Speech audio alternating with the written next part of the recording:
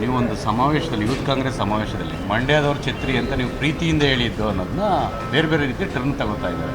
ವಿಜಯದ ಅಧಿಕಾರದ ಮದ, ಮಂಡ್ಯದವ್ರು ನೀವು ಛತ್ರಿಗಳು ಬಿಡ್ರಯ್ಯ ಅಂತ ಅಧಿಕಾರದ ಮದದಿಂದ ಡಿ ಕೆ ಶಿವಕುಮಾರ್ ಹಿಂಗೆ ಮಾತಾಡ್ತಾ ಇದ್ದಾರೆ ಅಂತ ಹೇಳಿ. ಹೌದಪ್ಪ, ನನಗೆ ಮದ ಜಾಸ್ತಿ ಇದೆ. ನನ್ನ ಮದ ಇದ್ರೆ ಕಡಿಮೆ ಮಾಡಿ ಬಿಡೋರು. ಯಾವ ಛತ್ರಿ ಅಂತ ಹೇಳಿದ್ದೀನಿ ನಾನು? ಯಾರಿಗೆ ಹೇಳಿದ್ದೆ ಛತ್ರಿ?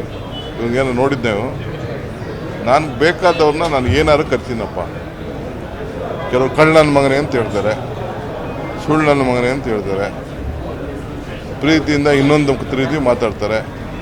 ಅದು ನಮ್ಮ ಇಂಟರ್ನಲ್ಲು ನಮ್ಮ ಯಾರಿಗಾರ ನಾನು ಏನೇನು ಹೇಳ್ತೀನಿ. ಇಲ್ಲಿ ಯಾವ ಛತ್ರಿ ಅಂತ ಹೇಳಿದೆ ನಾನು? ಅವೆಲ್ಲ ಸುಳ್ಳು. ಯಾವ ಛತ್ರಿನೂ ಇಲ್ಲ, ಯಾವುದೂ ಇಲ್ಲ. ಮತ್ತೆ ಇದು ಕೇತ್ಗಾನಹಳ್ಳಿ ಇದು ದ್ವೇಷದ ರಾಜಕಾರಣ ಅಂತ ಹೇಳ್ತಾ ಇದ್ದಾರೆ ಸರ್, ಬಿಡದಿ ತೋರಿತಿರು.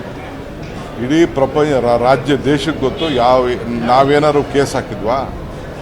15-20 ವರ್ಷದಿಂದ ಅವರು ನನ್ನ ಮೇಲೂ ಹಾಕಿದ್ದಾರೆ ಕೇಸು. ಯಾರು? ಆ ಹಿರೇಮಠ ಅವ್ರ ಮೇಲೂ ಕೇಸ್ ಹಾಕಿದ್ದಾರೆ. ಕುಮಾರಸ್ವಾಮಿ ಯಾಕೆ ಗಾಬರಿ ಮಾಡ್ಕೋಬೇಕು? ಏನು ದ್ವೇಷದ ರಾಜಕಾರಣ ಮಾಡ್ತಾರೆ? ಕೋರ್ಟ್ ಆಫೀಸರ್ಸ್ಗೆ ಡೈರೆಕ್ಷನ್ಸ್ ಕೊಟ್ಟಿದ್ದಾರೆ.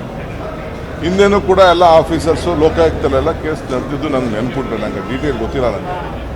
ಸೊ ಹಾಕಿದ್ದಾರೆ. ಸಿದ್ದರಾಮಯ್ಯ ಏನು ದ್ವೇಷ ಮಾಡ್ತಾರೆ, ನಾವೇನು ದ್ವೇಷ ಮಾಡ್ತೀವಿ? ದ್ವೇಷ ರಾಜಕಾರಣ ಅಡಗಿರೋದು ಅವರ DNA.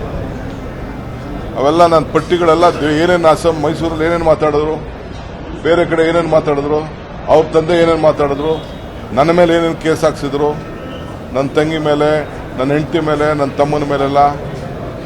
ಅದ್ರ ಜೊತೆಗೆ ಸರ್ಕಾರ ಮಾಡಿದ್ವಿ. ಸುಮ್ಮನೆ ಮರ್ಯಾದೆಗಿದ್ರೆ ಅವ್ರಿಗೂ ಕ್ಷೇಮ ಆಗುತ್ತೆ. ಈಗ ರಾಮನಗರ ಹೆಸರು ಬರಬಾರ್ದು ಅಂತ ಹೇಳ್ಬಿಟ್ಟು ಯಾರು ಭೇಟಿ ಮಾಡಿದ್ರು ಅಂತ ಗೊತ್ತು, ಏನು ಮಾಡೋದು ಅಂತ.